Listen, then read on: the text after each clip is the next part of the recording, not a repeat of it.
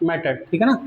तो thermal properties of matter कुछ numerical किया था लास्ट क्लास में, कुछ थ्योरी भी देखी थी, अभी कुछ थ्योरी देखते हैं फिर इस पर न्यूमेरिकल करेंगे।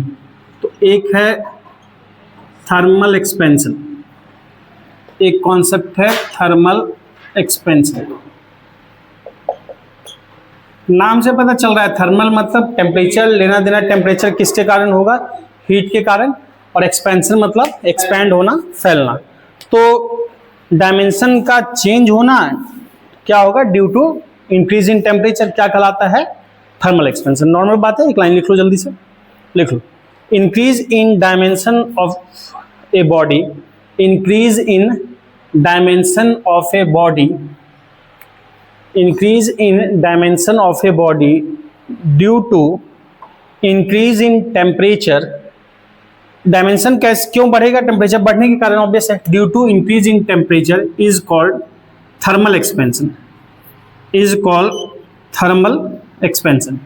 तो डायमेंशन का मतलब है तीन तरह की बॉडी हम देखते हैं, ज्यूम करते हैं, एक वन डायमेंशन, एक टू डायमेंशनल, एक थ्री डायमेंशनल। अगर मैं डायमेंशन की बात करूंगा, वन डायमेंशन में चेंज आएगा तो क्या चेंज आएगा, लेंथ में आएगा। टू डायमेंशन मतलब एरिया में चेंज, और थ्री डायमेंशन में तीन डायमेंशन आएगा तो वॉल्यूम। तो इसी बेस पे तीन तरह के एक्सपेंशन है। एक है लीनियर एक्सपेंशन बोलते हैं, एक बोलते हैं लीनियर एक्सपेंशन, दूसरा बोलते हैं एरिया एक्सपेंशन। और दो डायमेंशन के मिलने से यानी 2D जो होता है, 2D को हम क्या बोलते हैं, सरफेस, तो उसको एरिया एक्सपेंशन या सरफेस एक्सपेंशन भी बोलते हैं। और तीन डायमेंशन से वॉल्यूम का, 3D बॉडी है तो वॉल्यूम एक्सपेंड होगा, इसको वॉल्यूम एक्सपेंशन बोलते हैं, या कहीं कहीं आप सुपरफिशियल एक्सपेंशन भी लिखा पाओगे, पर आपके लेवल पे ज़्यादा बात होती है, वॉल्यूम एक्सपेंशन ही बोलते हैं। तो तीन तरह का हुआ, एक तुम्हारा लीनियर, एक एरिया, एक वॉल्यूम। एरिया को सरफेस एक्सपेंशन भी बोलते हैं मेनली, और ये सुपरफिशियल बोलते हैं वॉल्यूम एक्सपेंशन। तो सिंपल है एक्सपेंशन। तो लीनियर एक्सपेंशन का मतलब क्या है, एक्सपेंड होना लेंथ, यानी increase in length. Linear expansion का सिंपल मतलब क्या है, increase in length. Area expansion का मतलब सिंपल है, increase in area, increase in area. और वॉल्यूम एक्सपेंशन का मतलब क्या है, इंक्रीज इन वॉल्यूम। तो ये तीन बातें हैं, इंक्रीज इन वॉल्यूम, ठीक। तो ये तीन तरह का बात है। अब पहला देखते हैं लीनियर एक्सपेंशन। अब इनके बारे में थोड़ा सा देखेंगे, रिलेशन आएगा, डिटेल देखेंगे। तो सबसे पहले बात करते हैं लीनियर एक्सपेंशन की। अब एक बात समझो, लीनियर एक्सपेंशन, ठीक, लेंथ का चेंज है। अब मैं पूरी कथा नहीं लिखाऊंगा, बात को हम समझेंगे, कोई बहुत कथा लिखाने का मतलब नहीं है। मान लो शुरू में लेंथ थी L, बाद में लेंथ चेंज हो गई, कितना हो गई, मान लो कुछ से L डैश। शुरू में लेंथ L थी, बाद में हो गई L डैश, तो चेंज इन लेंथ क्या होगा, L डैश माइनस L। तो चेंज इन लेंथ होगा L डैश माइनस L। तो एक्सपेरिमेंट से हमें दिखता है, या नॉर्मल हमको लॉजिकली भी समझ में आता है, या एक्सपेरिमेंट से दिखता है। एक बात बताओ, लेंथ टेम्परेचर के क्या होना चाहिए, अगर टेम्परेचर बढ़ाएंगे तो लेंथ क्या होना चाहिए, बढ़ना चाहिए, बढ़ना चाहिए कि घटना चाहिए, बढ़ेगा। यानी चेंज इन लेंथ प्रोपोर्शनल किसके होना चाहिए, delta T, change in temperature के। अगर टेम्परेचर बढ़ाएंगे तो लेंथ क्या होगा, बढ़ेगा। तो L dash minus L, change in length proportional to क्या पता चलता है एक्सपेरिमेंट से, डेल्टा टी। अच्छा एक बात बताओ कि इनिशियल लेंथ जितना ज्यादा रहेगा, चेंज आना ज्यादा चेंज होगा, उतना ही टेम्परेचर राइज पे, कि कम लेंथ रहेगा तो ज्यादा चेंज होगा। कहने का मतलब है, कोई मान लो 20 सेंटीमीटर का रॉड है और उसी मटेरियल का कोई 10 सेंटीमीटर का रॉड है, एक 20 सेंटीमीटर, एक 10 सेंटीमीटर है, दोनों को टेम्परेचर सेम डिफरेंस दिए, टेम्परेचर राइज दोनों को सेम दिए, ज्यादा कौन एक्सपेंड करेगा, 20 सेंटीमीटर वाला रॉड कि 10 सेंटीमीटर वाला। अगर दोनों का मटेरियल सेम है, टेम्परेचर भी दोनों को सेम दिए, तो ज्यादा कौन इंक्रीज करेगा, दोनों का रेशियो एक ही होगा। रेशियो की बात नहीं करना, रेशियो अलग चीज होता है, बढ़ना अलग होता है। मैं बोल रहा हूँ 20 सेंटीमीटर का रॉड है, 10 सेंटीमीटर का, सेम मटेरियल सेम डायमेंशन का है, केवल मतलब थिकनेस सेम है, बाकी लेंथ तो अलग है, डायमेंशन। हाँ बोलो। तो कौन ज्यादा बढ़ेगा, तो ज्यादा बढ़ेगा 20 सेंटीमीटर वाला। जितना लंबा रॉड रहेगा मटेरियल, उसका एक्सपेंशन उतना आसान होगा। आप सिंपल डायमेंशन में चेंज लाना उसका आसान होता है जो ज्यादा डायमेंशन होगा। क्यों? क्योंकि बड़े डायमेंशन में मॉलिक्यूल का जो पकड़ होता है वो क्या होता है कम होता है सेंटर की तरफ। छोटे में क्या होता है, सेंटर के पकड़ क्या होता है, ज्यादा होता है। आप सिंपल सा ऐसे ही देखो ना, एक लकड़ी का टुकड़ा है, बड़ा लकड़ी का टुकड़ा है, मैं एक ही मटेरियल है वो लकड़ी का टुकड़ा, उसको तोड़ने कहूं, फिर उसका एक टुकड़ा और कर दूं, अब तोड़ने कहूं, फिर एक टुकड़ा और कर दूं, फिर तोड़ने कहूं, फिर छोटा टुकड़ा, जितना टुकड़ा छोटा होता जाएगा तोड़ना डिफिकल्ट हो जाएगा। आप एक्सपीरियंस कर सकते हो, लकड़ी का टुकड़ा जब बहुत छोटा बचेगा तो उसको तोड़ना ज्यादा डिफिकल्ट होता है ना। क्यों? क्योंकि जब छोटा टुकड़ा होता है ना तो तुमको ऐसा नहीं, ग्रिप का, ग्रिप तो अलग चीज है, वो जगह मिल जाएगा। छोटा टुकड़ा में क्या मॉलिक्यूल करीब है तो सबका पकड़ एक दूसरे पे ज्यादा स्ट्रांग है, तो उसको तोड़ना ज्यादा डिफिकल्ट होता है। तो जितना बड़ा डायमेंशन किसी का होता है ना, उसका चेंज लाना उतना आसान होता है। तो L dash minus L proportional to क्या होगा, initial length, that is L. बात समझ में आ रही है? जितना इनिशियल लेंथ ज्यादा होगा चेंज भी क्या होगा, उतना ज्यादा होगा। तो ये दो चीज एक्सपेरिमेंट से पता चला। अच्छा, मैं यहाँ पे कहानी नहीं लिखा रहा क्योंकि वो चीजें तो खुद समझ सकते हो कहानी में क्यों समय बर्बाद करें, कि एल इनिशियल लेंथ है, एल डैश बाद की लेंथ है, फाइनल लेंथ है। तो दोनों को कंबाइंड करेंगे तो जरा बताओ क्या लिखेंगे, L dash minus L proportional to, मैं यहां बोल सकता हूं L delta T, proportional to L delta T. ठीक, अब एक बात थोड़ा सा यहां पे देखना, L dash minus L proportional to L delta T. अब प्रोपोर्शनलिटी हटाएंगे तो कोई कांस्टेंट लगाना पड़ेगा। तो अगर प्रोपोर्शनलिटी हटाएं, लीनियर एक्सपेंशन की बात कर रहे हैं, इक्वल टू, मैं यहां जो कांस्टेंट लगाऊंगा जरा ध्यान से देखना, कांस्टेंट को मैं लिख रहा हूं अल्फा। तो इससे कंफ्यूज मत करना प्रोपोर्शनल और अल्फा से। चलो मैं अल्फा का अल्फा इसे लिख दिया, प्रोपोर्शनल ये नहीं है, तो L dash minus L proportional to L delta T. मैंने ये हटाया कांस्टेंट, तो ये मतलब ये प्रोपोर्शनलिटी हटाया तो कांस्टेंट लगाया, कांस्टेंट यहां पे क्या है, अल्फा। तो अल्फा एल डेल्टा टी, ये मत समझ लेना प्रोपोर्शनल नहीं है, ये अल्फा है, ठीक है ना। तो उससे कंफ्यूज मत करना, प्रोपोर्शनल सिंबल ऐसे ही लगता है तो इसलिए थोड़ा सा अलग कर दिया, ये है अल्फा, ये कांस्टेंट प्रोपोर्शनलिटी है, प्रोपोर्शनल नहीं है, ऊपर वाला प्रोपोर्शनल है, ठीक है। इसमें कोई दुख तकलीफ? इसको थोड़ा सा और लिख लेंगे तो एल डैश माइनस एल को हम क्या बोल सकते हैं, डेल्टा एल बोल सकते हैं, चेंज इन लेंथ।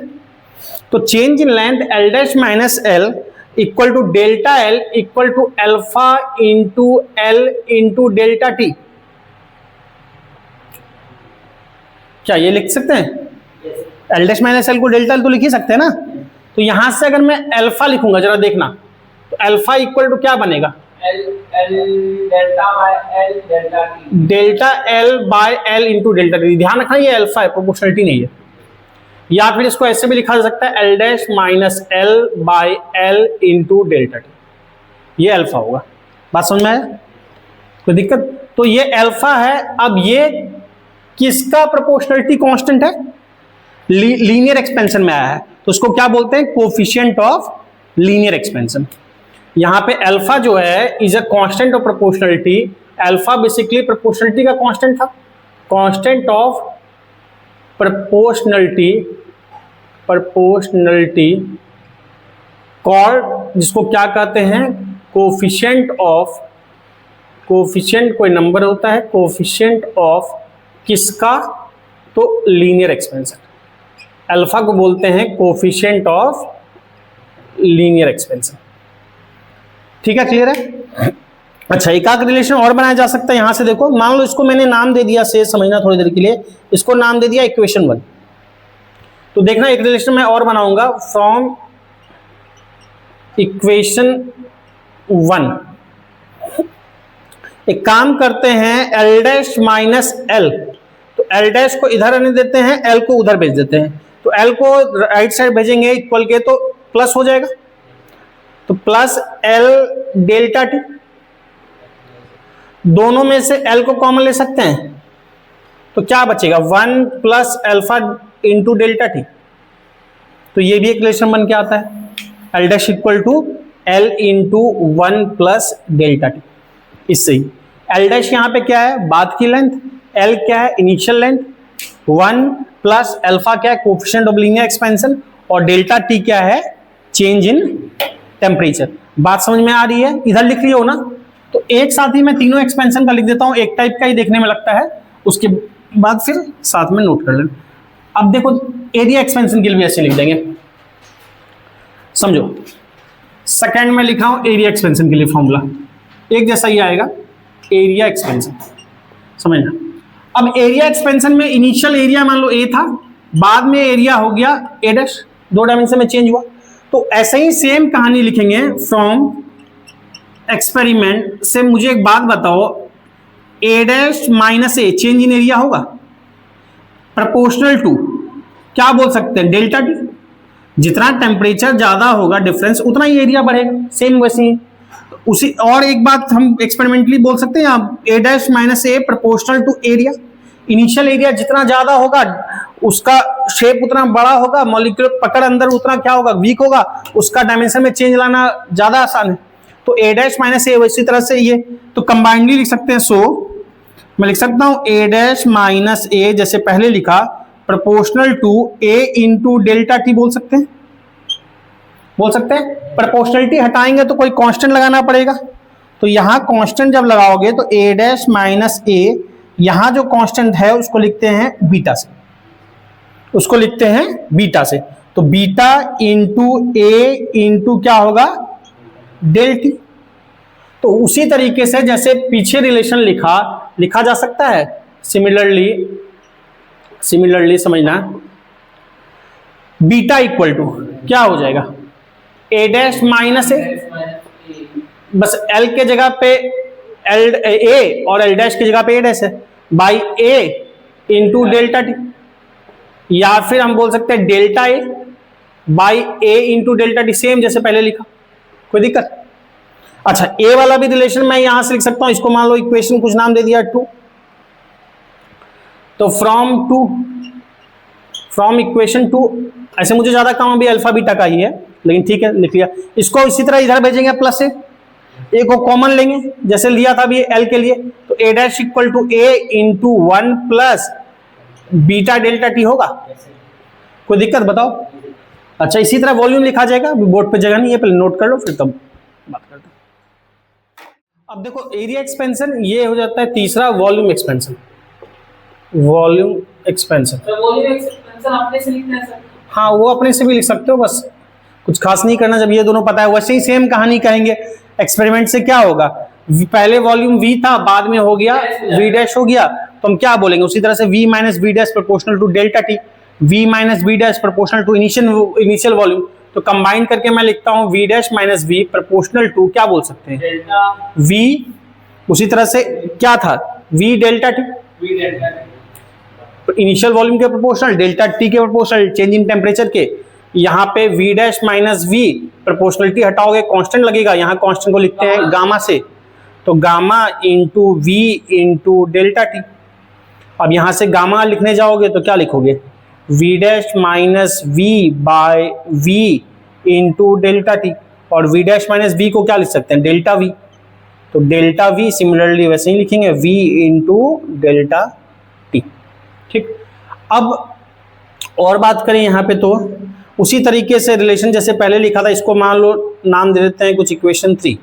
तो फ्रॉम 3 जैसे उसको उधर भेजे थे 2 रिलेशन में, इसमें भी क्या करेंगे, v को इधर भेजेंगे तो प्लस हो जाएगा, तो दोनों तरफ इधर भेज के v को कॉमन ले लेंगे, तो v dash equal to v into 1 plus gamma delta T. ठीक है, तो ये बात हो गया। अब यहाँ पे अगर देखते हैं तो ये हो गया, ये हो गया, ठीक, यहाँ पे भी ये हो गया, ये हो गया। उसी तरह से बीटा क्या है, यहाँ कांस्टेंट प्रोपोर्शनलिटी क्या बोलेंगे, इसको कोफिशिएंट ऑफ, किसका कोफिशिएंट है, किस फॉर्मूले का, एरिया वाले का, एरिया, तो कोफिशिएंट ऑफ एरिया एक्सपेंशन। इसको गामा को क्या बोलेंगे, coefficient of volume expansion, coefficient of volume expansion, coefficient of volume expansion, ये 3 है।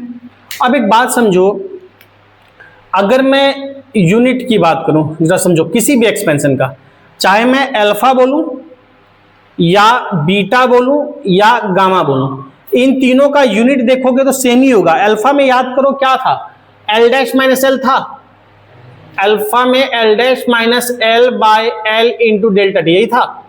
तो ऊपर भी लेंथ का डायमेंशन, नीचे भी लेंथ का डायमेंशन, लेंथ लेंथ कैंसिल हो जाएगा, क्या बचेगा 1/t, टेम्परेचर 1/डिग्री सेल्सियस, तो पर डिग्री सेल्सियस या 1/केल्विन पर केल्विन, ऐसा ही में बोलोगे तो यहां भी एरिया से एरिया क्या होगा, डायमेंशन कैंसिल, 1/t वही सेम बात होगा डेल्टा टी।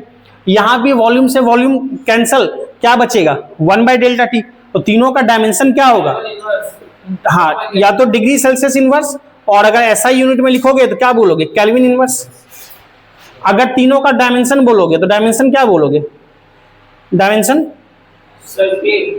डायमेंशन को के से लिखते हैं, बहुत सुंदर, टी से लिखेंगे, टी से टाइम को लिखते हैं, टेम्परेचर को किससे लिखते हैं, के से, ठीक बोल रहा, या कहीं कहीं किसी बुक में थीटा भी देखते हैं, के ही ज्यादा यूज करेंगे, ठीक है।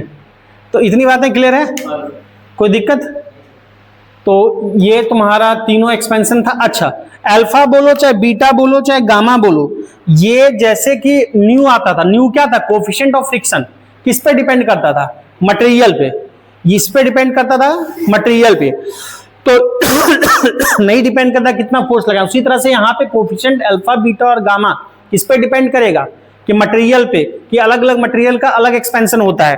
आयरन अलग तरह से एक्सपेंशन होगा, एल्युमिनियम अलग एक्सपेंशन होगा, कॉपर अलग एक्सपेंशन होगा, तो कौन सा मटेरियल है, स्टील अलग एक्सपेंशन होगा। तो लिख लो, ये जो कोफिशिएंट है ना, this coefficients depends on nature of solid, this coefficient depends on nature of solid, nature of solid.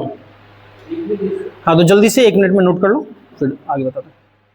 Expansion देख लिए, alpha beta gamma, coefficient of linear expansion, coefficient of area expansion, coefficient of volume expansion.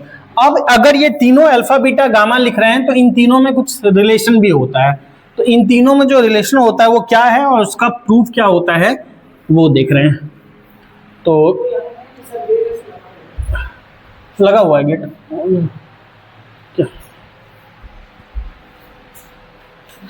अब यहां पे तीनों में relation देखते हैं, तो relation between alpha beta and gamma, तो relation,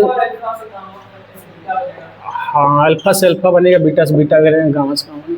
relation between alpha beta and gamma, ये तीनों एक्सपेंशन में कुछ रिलेशन होता है वो पता करते हैं। दरअसल इन तीनों में रिलेशन क्या होता है, तो अल्फा इस टू बीटा इस टू गामा, ये होता है 1:2:3, ये रिलेशन जो होता है ये तो ध्यान ही रखना है, 1:2:3 कैसे आता है, तो मैं छोटा सा प्रूफ है जल्दी बता देता हूँ। तो अल्फा बीटा गामा ये रिलेशन होता है 1:2:3, इसका प्रूफ देख लेते हैं कि कैसे ये आता है 1:2:3। अब इसके लिए एक सिंपल सा है, कोई 3 डायमेंशनल ऑब्जेक्ट सोचते हैं जो कि 3 डायमेंशन में तीनों बात होगी, उसमें लेंथ भी आएगी तो पहला वाला कवर होगा, एरिया भी आ जाएगा, दूसरा कवर होगा, एक फेस का एरिया हो जाएगा और उसमें वॉल्यूम भी होगा तो कवर हो जाएगा। तो उसके लिए हम एक आसान सा शेप एज्यूम करते हैं, एक क्यूब एज्यूम करते हैं, एज्यूम अ क्यूब, एज्यूम ए क्यूब, एज्यूम ए क्यूब, एक क्यूब एज्यूम करते हैं जिसका इनिशियल साइड लेंथ कुछ होगा, क्यूब ऑफ साइड लेंथ, जिसकी इनिशियली साइड लेंथ कुछ है, से मान लो L। एक क्यूब एज्यूम किया और इसका साइड लेंथ कितना है L, शुरुआत में जब टेम्परेचर राइज नहीं किए थे, इनिशियली कुछ था।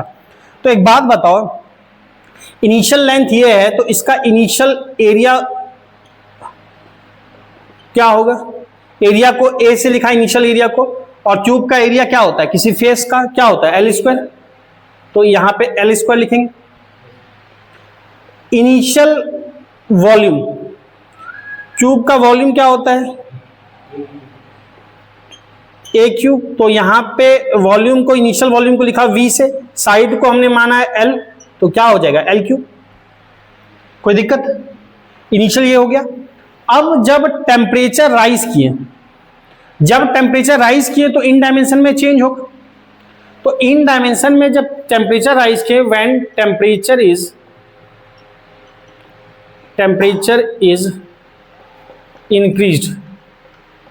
इंक्रीज्ड बाय, कुछ टेम्परेचर बढ़ाए, कुछ भी बढ़ाए, से मान लो डेल्टा टी कर दिए, ठीक है ना।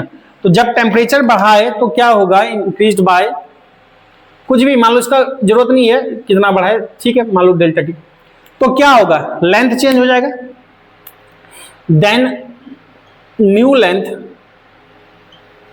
लेंथ कुछ होगी, वो कितनी होगी, इक्वल टू हमने माना एल डैश, तो नई लेंथ कितनी हो गई, एल डैश से। ठीक, अब एक बात बताओ, नई लेंथ एल डैश हो गई और पीछे अभी थोड़ी देर पहले यूज किया है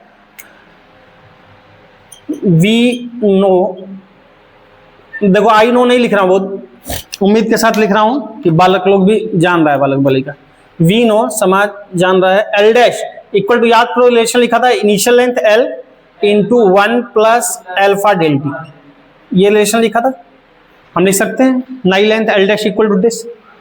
अब नई लेंथ इतनी है, तो नया लेंथ अगर लेंथ चेंज हुआ है, समझना, new length this, temperature increase किया गया, नई लेंथ ये है, इनिशियल एरिया ये है, इनिशियल वॉल्यूम है और इनिशियल लेंथ ये, ठीक।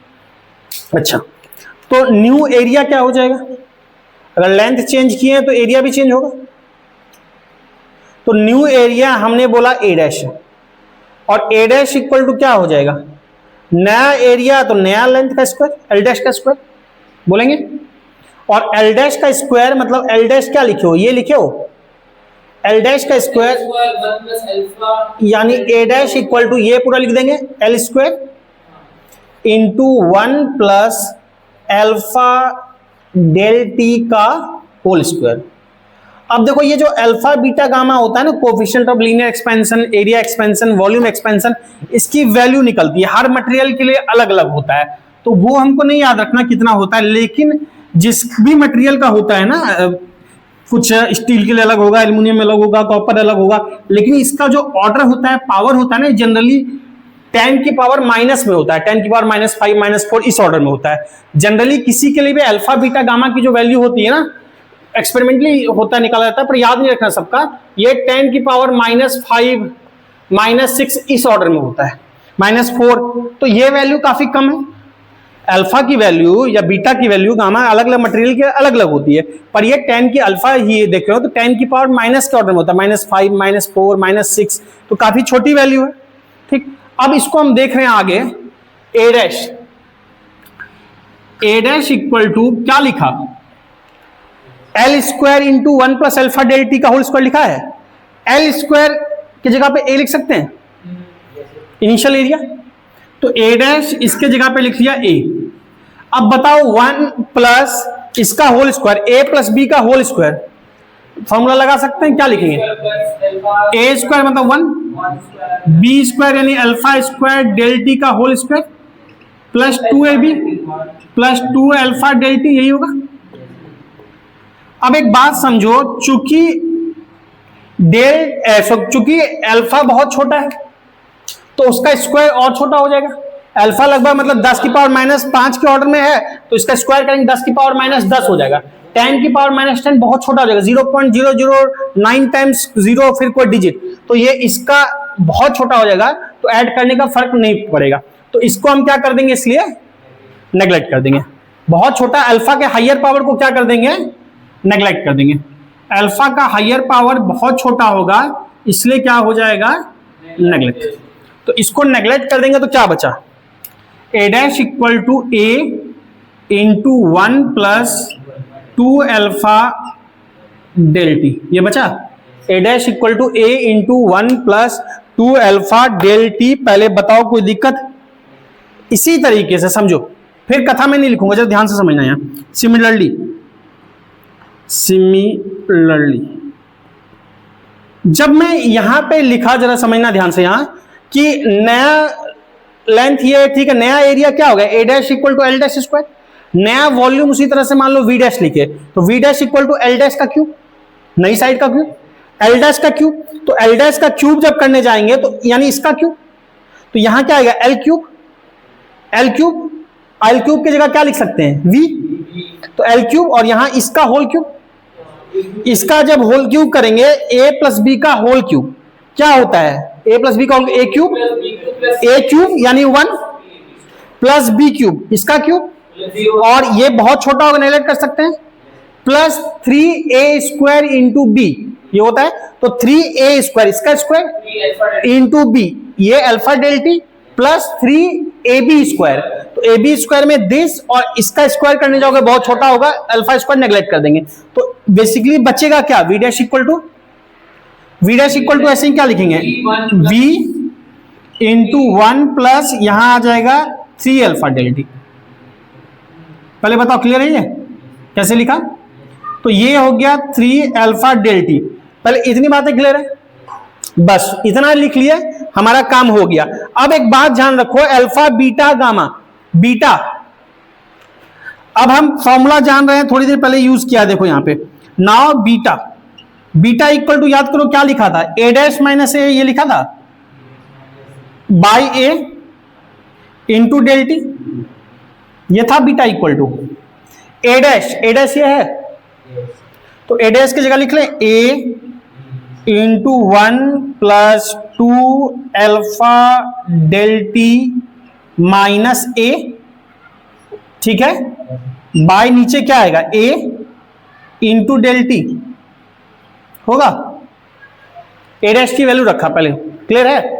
अब सबसे a कॉमन लेके कैंसिल कर सकते हैं, इससे a कॉमन लिया, ये तो a बाहरी था, ये a और इससे a कॉमन लिया, यहां क्या बचेगा 1, इस 1 से ये 1 कैंसिल हो जाएगा और डेल्टी से डेल्टी कैंसिल हो जाएगा, तो क्या बचेगा 2 अल्फा, तो बीटा इक्वल टू क्या हुआ 2 अल्फा। बात समझ में आ रही है। सिमिलरली इसी तरीके से जब गामा लिखने जाओगे, सिमिलरली जब समझो जरा, गामा लिखने जाओगे तो ऐसे ही लिखोगे ना, v dash minus v by v into L2 delta T, और v डैश क्या है ये, तो यहां इसी तरीके से क्या बचेगा 3 अल्फा बचेगा, तो v dash equal to v into 1 plus 3 alpha delta T minus v into delta T, ये होगा। सबसे v कॉमन लेके कैंसिल, v यहां 1 बचेगा, 1 से 1 कैंसिल, डेल्टी से डेल्टी कैंसिल, क्या बच गया 3 अल्फा। तो देखो क्या आया, बीटा इक्वल टू क्या हुआ 2 टाइम्स ऑफ अल्फा, और गामा इक्वल टू क्या हो गया 3 टाइम्स ऑफ अल्फा, यानी अल्फा को अगर 1 मानते हो तो उसका डबल है और उसका 3 टाइम्स है, तो इससे क्या है alpha is to beta is to gamma 1 is to 2, समझे। तो प्रूफ मेनली एकेडमिक के लिए थोड़ा बहुत जाना चाहिए, कोई टिपिकल नहीं है इसलिए, और नोट कर लो, कॉन्सेप्ट भी आता है थोड़ा, ठीक। अब देखो इसमें कॉन्सेप्ट देख लिया, थ्योरी, इस पे क्वेश्चन करते हैं, जो क्वेश्चन बनता है। अच्छा, एक पुराना बैलगाड़ी देखा है कोई दोनों में कोई नहीं देखा होगा, बालक कहाँ, तुम बालक कौन जुग का जो देख लिया, अच्छा ठीक है, अच्छी बात है, देखा। बैलगाड़ी का पहिया क्या होता था, लकड़ी का पहिया होता था जनरली, तो लकड़ी का पहिया क्या होता था ना, उस पर रिम चढ़ाया जाता है, रिम मतलब लोहा का चढ़ाया जाता है, एक चदरा समझ लो, परत।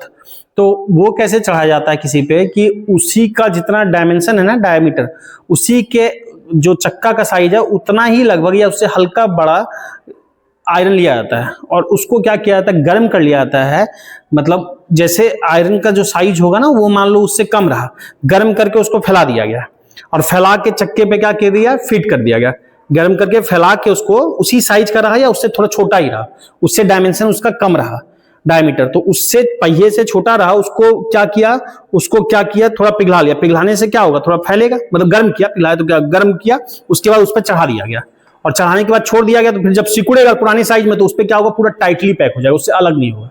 ये तरीका होता है चढ़ाने का layer.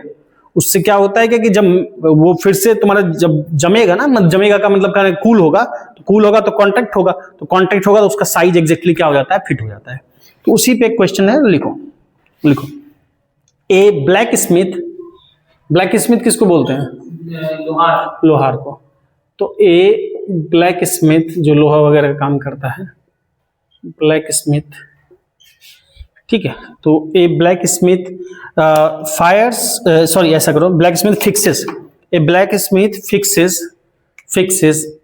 Iron ring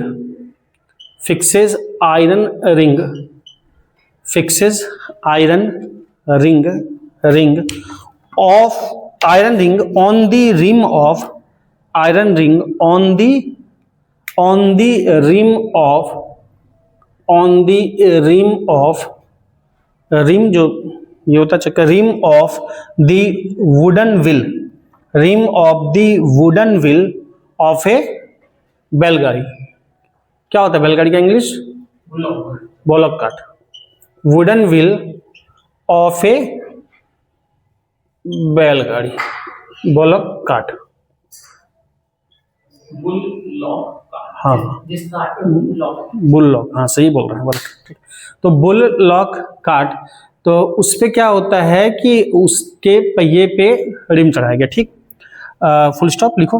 the diameter of the rim and the diameter of the rim and the iron ring, diameter of the rim, diameter of the rim and the iron ring, diameter of the rim and the iron ring are iron ring are 5.243 and 5.231 5.243 and 5.231 metre, 5.231 metre respectively at 27 degree Celsius, respectively at कितना पे? तो eight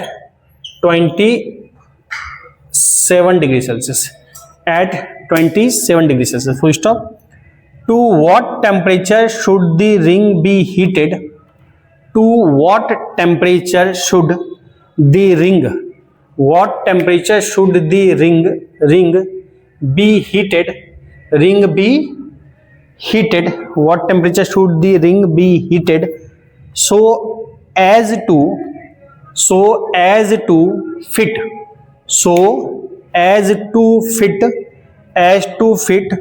the rim of wheel, so as to fit the rim of wheel, so as to fit the rim of wheel। ठीक, यहां पे alpha की value दे रखी है temperature coefficient की 1.2 इंटू 10 to the power -5 पर degree Celsius, 1.2 into 10 to the power -5 degree Celsius. ठीक है, क्वेश्चन समझ में आया कि रिंग को कितना हीट किया जाए ताकि rim of the wheel, rim क्या मतलब होता है? उसका जो चक्का है वो रिम पे किसको चढ़ाना है? आयरन का रिंग को चढ़ाना है। तो यहाँ पे एक बात देखोगे, डायमेंशन देखोगे किसका कम है, जिसको चढ़ाना है।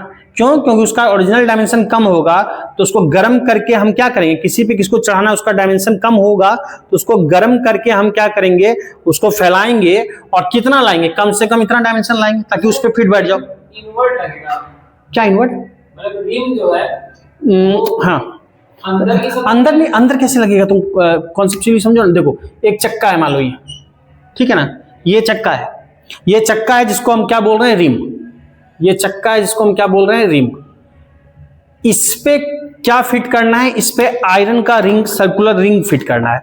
तो इस पे आयरन का जब रिंग फिट करना है तो उसका भी डायमेंशन लगभग इसके बराबर होना चाहिए।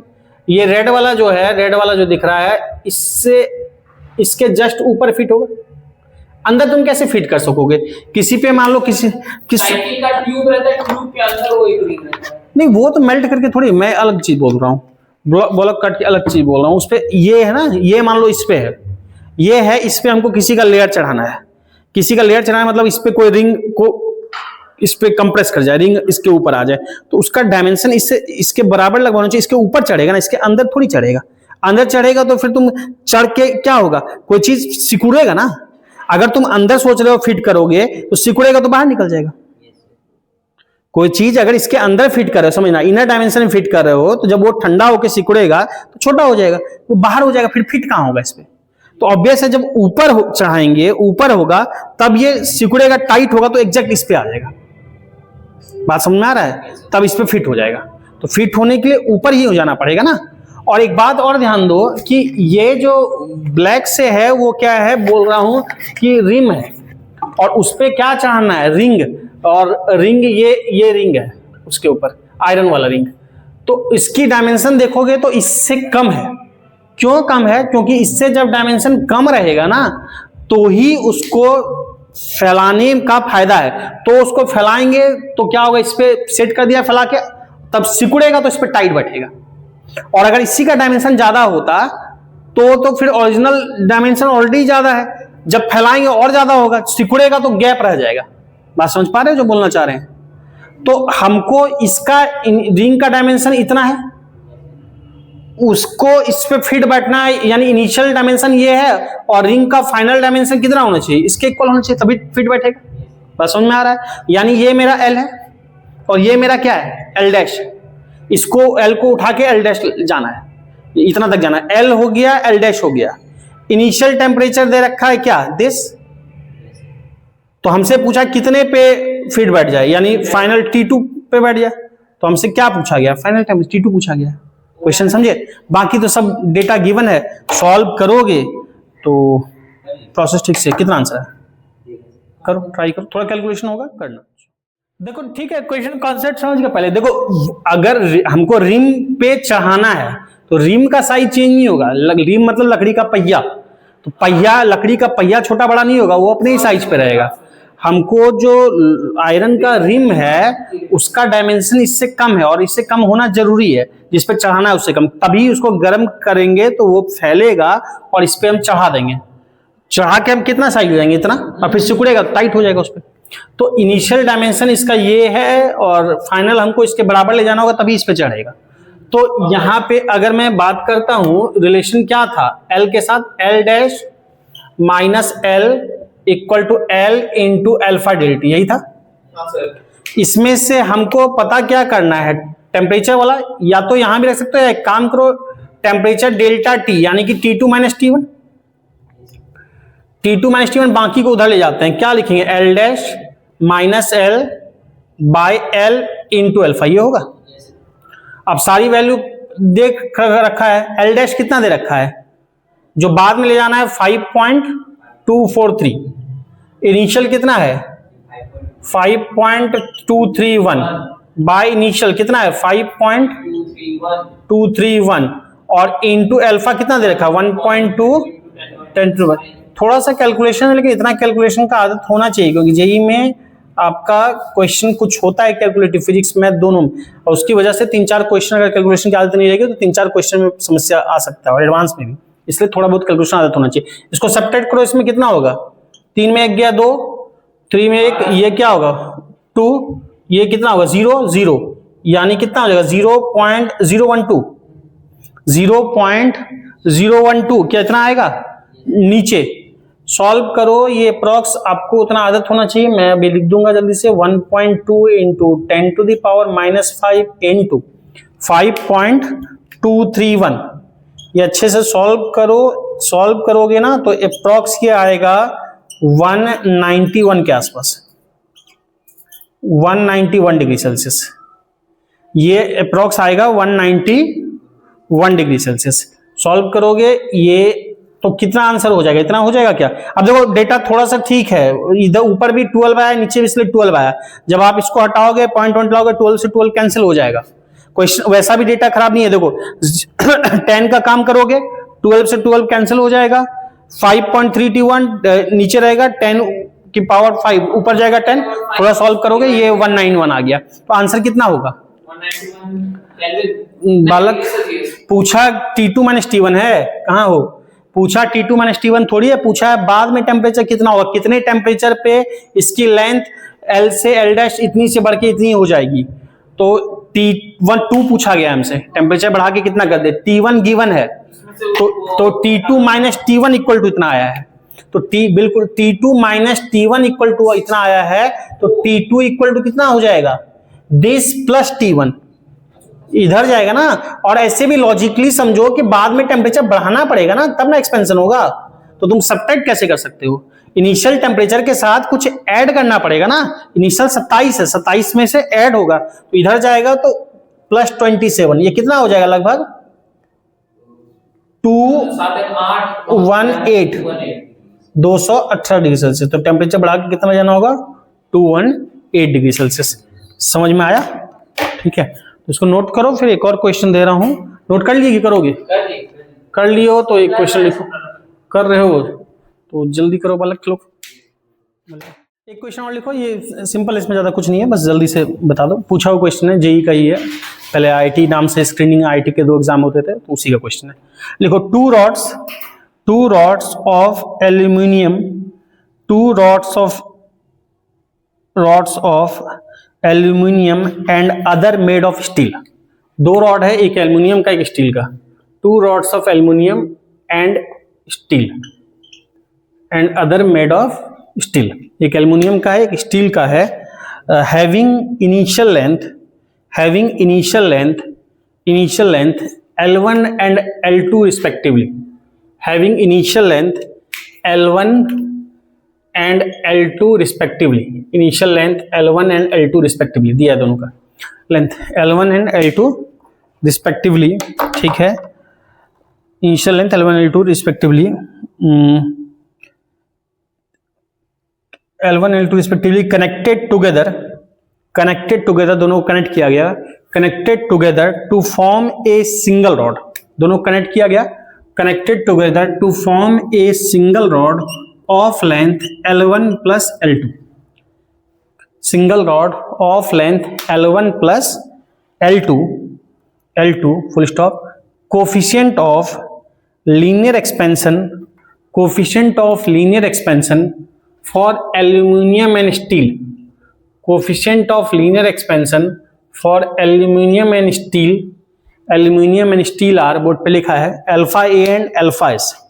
Aluminium and steel are alpha A and alpha S. coefficient of linear expansion of aluminum and steel are, board पे लिखा है, alpha A and alpha S respectively. Alpha A and alpha S respectively. If length of each rod is increased by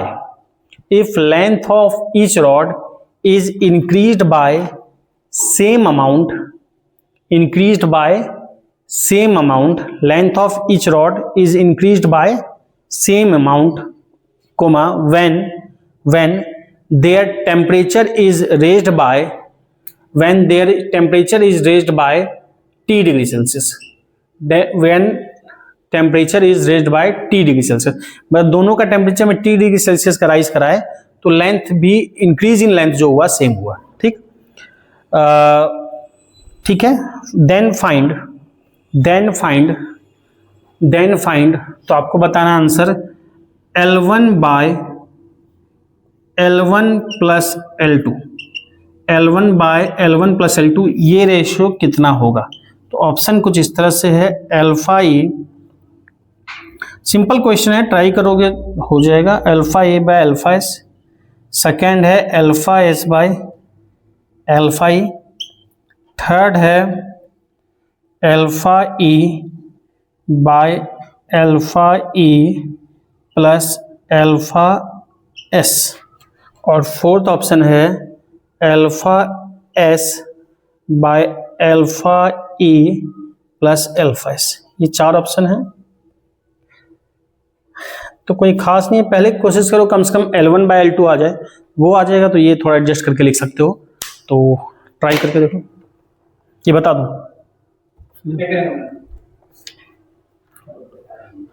ये बता ही दूं, आसान था वैसे, लेकिन ठीक है चलो देख लो। अब इसमें देखो एक बात कह दिया कि दोनों में इंक्रीज इन लेंथ क्या है, सेम अमाउंट बोला ना, यानी दोनों में क्या सेम है, दोनों में सेम है, एल डैश नहीं सेम है, डेल्टा एल सेम है। लेंथ और इंक्रीज इन लेंथ में फर्क होता है।